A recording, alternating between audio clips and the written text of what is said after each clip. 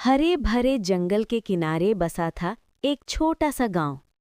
गांव के पीछे फैली हुई थी ऊंची ऊंची घास, कंटीली झाड़ियां और घना जंगल, जहां दिन में शांति रहती थी, लेकिन रात होते ही डरावनी आवाजें गूंजने लगती थीं।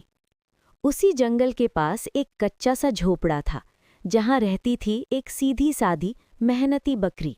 नाम था उसका गौरी। गौरी अकेली नहीं थी, उसकी जिंदगी की सबसे बड़ी दौलत था उसका नन्हा सा बच्चा चिंटू। चिंटू अभी बहुत छोटा था। मासूम आंखें, कांपती सी टांगें और माँ की ओट में ही दुनिया देखने की आदत। गौरी के लिए चिंटू ही उसकी दुनिया था।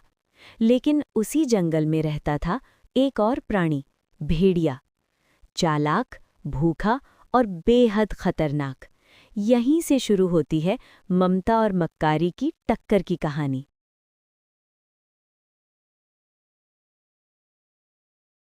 हर सुबह गौरी सूरज उगने से पहले उठ जाती, चिंटू को प्यार से चाटती, फिर उसे समझाती। गौरी, बेटा चिंटू, मैं घास लाने जा रही हूँ, तू यहीं झोपड़ी में रहना, दरवाज़ा मत खोलना, चाहे कोई कितना भी बुलाए। चिंटू गर्दन हिलाकर बोलता, हाँ माँ, मैं नहीं खोलूंगा। गौरी को डर रहता था, क्योंकि उसने जंगल में भेड़िए की खतरनाक कहानियां सुनी थीं। फिर भी पेट भरने के लिए गौरी को जाना ही पड़ता था।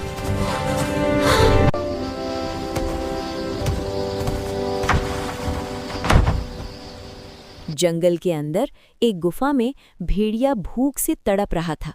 भेड़िया खुद से, कई दिन हो गए, पेट में चूहे तक नहीं गए, आज कुछ बड़ा शिकार करना होगा। उसी समय उसकी नजर पड़ी गौरी और चिंटू पर। भेड़िए की आंखें चमक उठीं। भेड़िया, वाह, माँ बेटा दोनों, लेकिन सीधे हमला नहीं कर सकता, मुझे चाल चलनी होगी। गौरी जैसे ही घास काटने जंगल की ओर गई, भेड़िया दबे पांव झोंपड़ी के पास पहुंचा। उसने अपनी आवाज मीठी बनाई। भेड़िया नकली आवाज में, चिंटू बेटा, दरवाज़ा खोलो, मैं तुम्हारी माँ का दोस्त हूँ।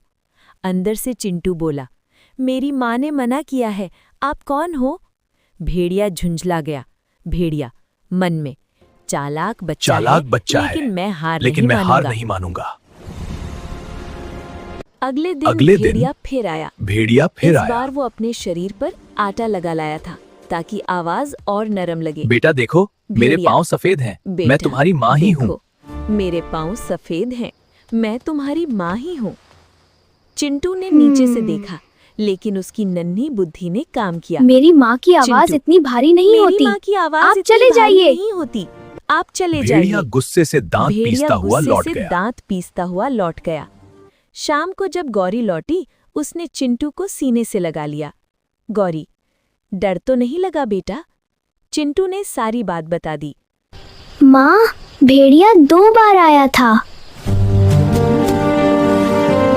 गौरी का दिल कांप उठा। गौरी, अब हमें और समझदारी से रहना होगा। भेड़िया अब भूख से पागल हो चुका था। उसने सोचा, आज आखिरी कोशिश। उसने पास के नाले में अपने पांव धोए, आवाज बदलने के लिए शहद पिया और फिर झोंपड़ी पर पहुंचा। भेड़िया माँ जैसी आवाज में, चिंटू, दरवाजा खोलो, माँ आ गई। चिंटू, दरवाजा खोलो, माँ आ गई।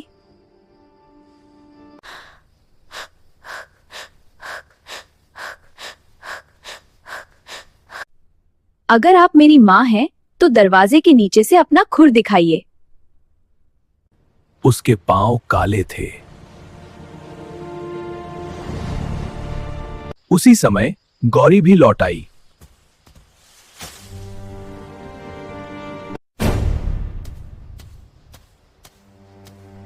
जंगल वालों, भेड़िया आ गया।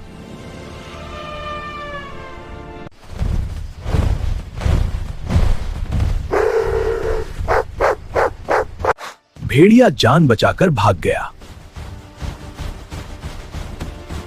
रहने लगे। चिंटू अब समझदार हो गया था और गौरी को गर्व था। सीख यानी मॉरल, माँ की सीख और समझदारी जीवन की सबसे बड़ी ताकत होती है। मीठी बातों पर आंख बंद कर भरोसा नहीं करना चाहिए। संकट में बुद्धि और साहस सबसे बड़ा हथियार होते हैं। सीख, एकता, समझदारी और साहस से हर खतरा टल जाता है।